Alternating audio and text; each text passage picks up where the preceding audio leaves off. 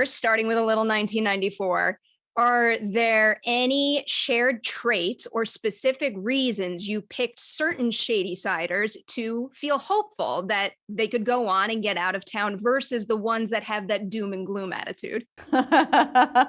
Oh man, I don't know. I don't know if there was like really kind of like a firm decision of like this person deserves it or this person doesn't. I think with Dina really obviously embodies this feeling of like, I'm never getting out. How am I going to get out? And I think that was exciting to be able to show that like she actually does feel invigorated and kind of motivated to learn and to change her world by her relationship with Sam and by her love with Sam, which was just challenging and not perfect in any regard. So yeah. Where did Sam fall in that range? Pre her move to Sunnyvale, was her attitude, I'm going to get out and seize the world, or was she also doom and gloom about what it means to be a Shadysider? No, I think Sam actually felt like she had a way out, but unfortunately Sam's way out was kind of by trying to be someone else. And so I think that like the idea that she could just become this kind of image of a Sunnyvaler, she could do that. She could fit that mold. She played the part. She looked the part. But it was false because it's not her being herself. And that's something that she kind of has to learn and go through over the course of the movies. Okay, now I'm taking that and I'm bringing it to the 1666 of it all. What was it like pinpointing how much of a 94 or 78 character came through in the same actor's 1666 character? I mean, it really made sense, I think, that we got to see these characters from the different movies back in 1666 because it felt like what we were trying to do in 1666 was show all of the ways that things went wrong with similar relationships or similar kind of interactions, and then later on, hopefully in the 70s and then the 90s, kind of have a chance to right those wrongs. So that was kind of the core kind of idea behind using the actors over and over again. And there's little things like characters that live in 1666 die in the other movies, or characters that die in the earlier ones live in this one. So there was like a whole kind of thing of like history repeating itself, and again, things wrongs being righted. Was there any particular character that appears in multiple films that maybe was a little more challenging to craft that through line for?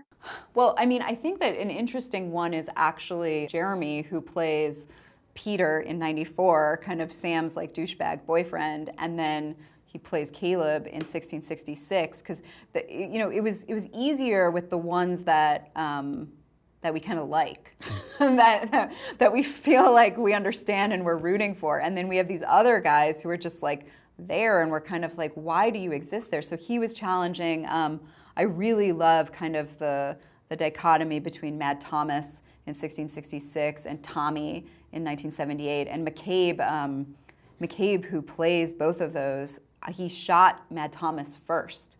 And he was so amazing as Mad Thomas that I kind of was inspired to change a little bit of how his character was portrayed in the second movie. The Nightwing Killer used to be masked very early in 1978, and then McCabe was just so amazing that I was like, why are we putting a mask on you 20 pages in? Let's like watch you be Tommy. Let's watch you become this awful monster, and then we'll get to the mask at the end. And so that was really motivated by how amazing he was. Very, very effective choice. Also in 78, you had a lot of brutal kill sequences leading up to this, but I was very curious about your choice to sit on the stabbiness of it for so long. It's very effective, but I was like, wow, like you're really going for it with this one. Yeah, I was, okay, so I shot that movie last. That was the last movie in the 3, and I was so tired. I was so tired by the end that I was like, more blood, more violence. I'm not kidding. It was just like the wardrobe, the special effects people, the costumes, they would all come up to me and I'd be like, just more. Just make it more. And it was just like a real reflection of where my soul was at the time. I feel like that serves the film quite well. Totally. So it's so brutal and awful, and I think it's really good, but that was a lot that had to do with it. Yeah. All right. Going to Solomon now. actually more specifically Sarah. I was wondering if Solomon hadn't killed the widow and taken the book, and let's say Sarah was the one who found the book, do you think that she actually would have went through it, or would she have found maybe a different way to get back at the folks in the town? Yeah, I think that I don't think she would have ultimately gone through with it. I think that obviously we never got to that point, but I think that like she was obviously motivated very much by her love for Hannah and trying to save her and trying to find a way out. And I think that her kind of Kiana's speech that she gives as Sarah, where she's like, it doesn't matter if we're guilty or not, they think we are and that's all. Like that's very real, but I think that she would have I think she has that spirit of Dina in her, of Sarah in her. She would have continued to rage and fight even though she's brought to the edge of kind of like, am I gonna make this deal? Am I not? So yeah. I feel it watching it. And now, obviously, I've had even more time to obsess over the opening credits of 94. And the one that caught my eye there was the Humpty Dumpty killer. Like, who is that and why did that individual not appear in the film? I don't know. I love the Humpty Dumpty killer. He was in the original script. Like, I put him in there and I kind of had this, like, really interesting backstory that I started thinking about a guy that that was killing people and taking their body parts and making new people out of them, like sewing things together, of like, you know, Humpty Dumpty putting things back together again. And then I just didn't quite know like what era it made sense for him to live in and what it was. And I was kind of like secretly, there's a lot to have happen here. Maybe we'll deal with this in another movie. Like borderline having a laughing fit because I'm a big old dum-dum who was picturing a killer that just like pushed people off ledges.